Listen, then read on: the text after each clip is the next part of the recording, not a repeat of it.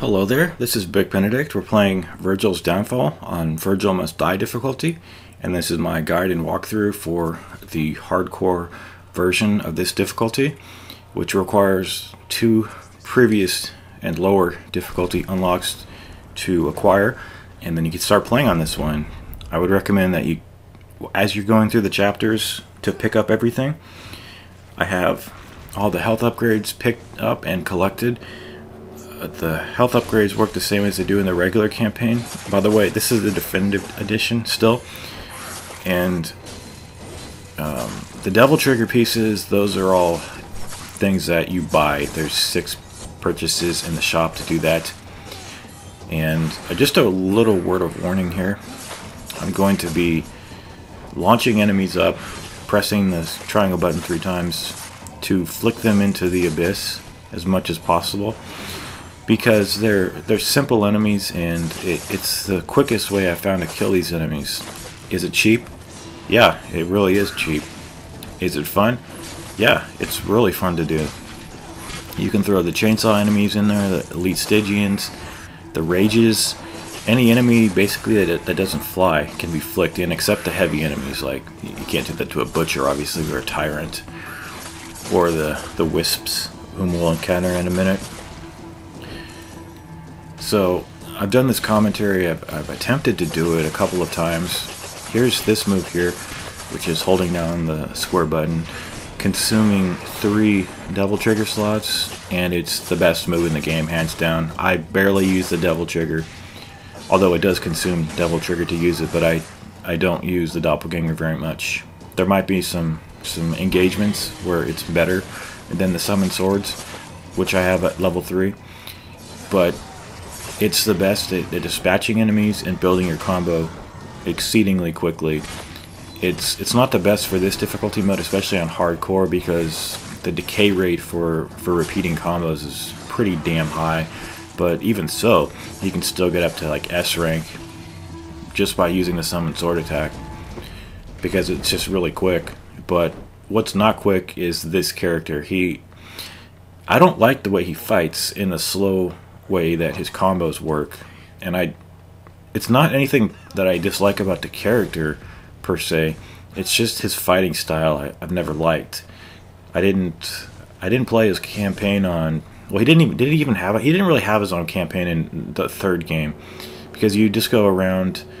He had a couple, I think, extra cutscenes to aid the campaign, but I never delved in DmC 3 on this character.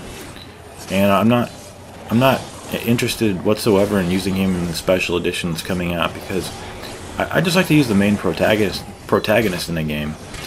But here's the wisp enemy. This enemy looks really good on this console game here. I like the textures and the color of the enemy. But as the wisp approaches his death, he starts going into rage mode, like many other enemies in this game. He starts double triggering, and he starts getting exceedingly quick with his attacks. I would almost say that he starts to be a little bit of a spammer. Not much of one, but he does have spam tendencies, I would say. And that's a new enemy that premieres on this campaign with Vergil. And I like that enemy. There's one more enemy that's different, and that is a beast of sorts, whose name I don't know right now, but I'll find out for you. But looking at Vergil's combos, I took a snapshot of it, and he's got a move called the Slasher Embed. He's got a move called the Crosscut level 2. He's got an Upper Slash, which is not a combo, that's just a move. He's got a Perfect Slice. He's got an Aerial Rave Embed. He's got a Helmbreaker. Helmbreaker's not a combo, that's just a move too. So at the very most, he has 3 moves that he can do. Now, obviously, he has other moves with the angel and demonic parts of his mechanics, but I'm just talking about standard Yamato combos. He might even have just 3 combos. Like, I'm talking about sequential button presses that you do with or without delays. And he's slow. He's very slow. Even on turbo difficulty, it's just, I would never recommend playing on the standard mode, because it's so sluggish. I mean, the camera's already slow enough, and you can't adjust its sensitivity. Fortunately, you can invert the x-axis.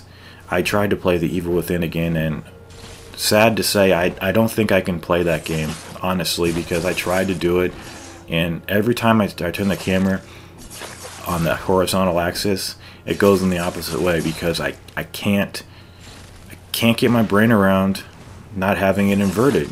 And it's just a slap in the fucking face, because when you go into the menu, it says y-axis invert, and beneath that, where you would expect to see the x-axis invert, there's nothing. How long would that have taken them to put that in there?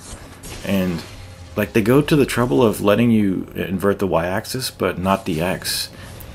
It's, oh man, that I can't tell you how much that fucking pisses me off. I just can't, because it forces me to not be able to play the goddamn game. Oh man, Jesus H Christ, that drives me so fucking crazy. But getting back to this is the second to last fight in the game. Just in this mission here. Launch, triangle, triangle, triangle, flick them off. They don't come back. Now,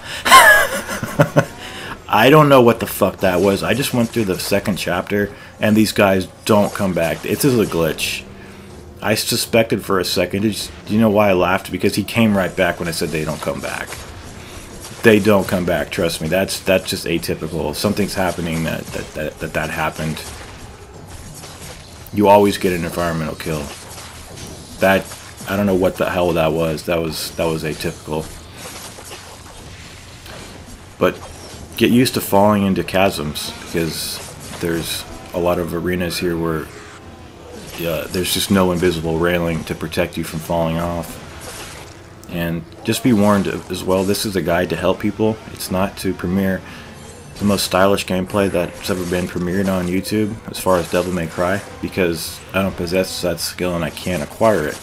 I have a certain fighting style. It's pretty bland, but it's just the way I like to fight, because I think this character's limited by what he can do actually, combo wise.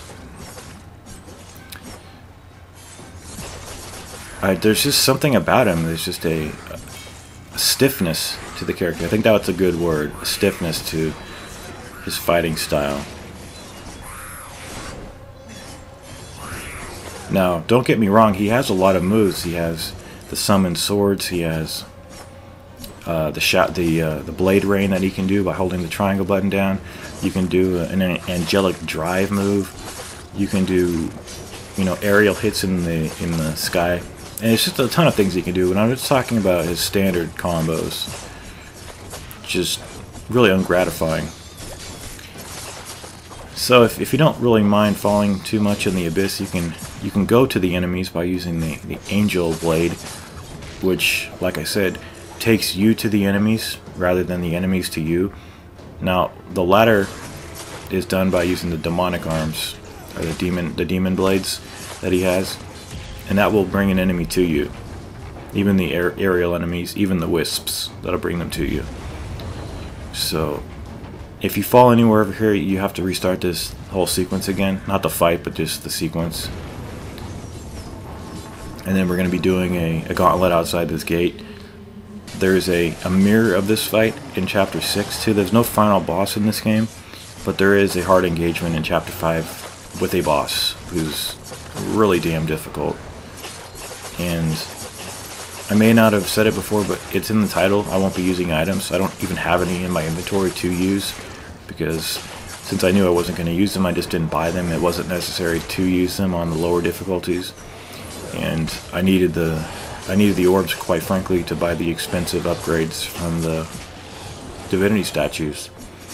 So this is wave 1. You've got, let's see, you've got the crows in the form of the wisps here. A really interesting enemy who's double triggered right now.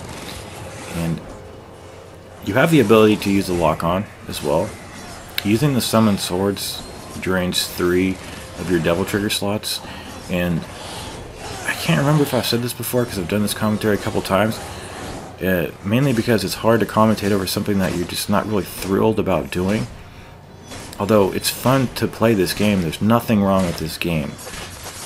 It's just that when I did this game last year, I started to play this and I got all the upgrades which they've swapped out in a lot of areas too. You might want to have the changelog up for yourself to find everything, because they switch everything around for good reason, actually, because some of the items were just way out of reach. But when I did the guide for the main campaign last year, I wanted to have a playlist for the accompanying campaign with Vergil, and now I have an opportunity to do so, with this game being relevant once again. And so I'm just going to put on a brave face and do the game, because it is challenging. See, launch, throw them into the abyss.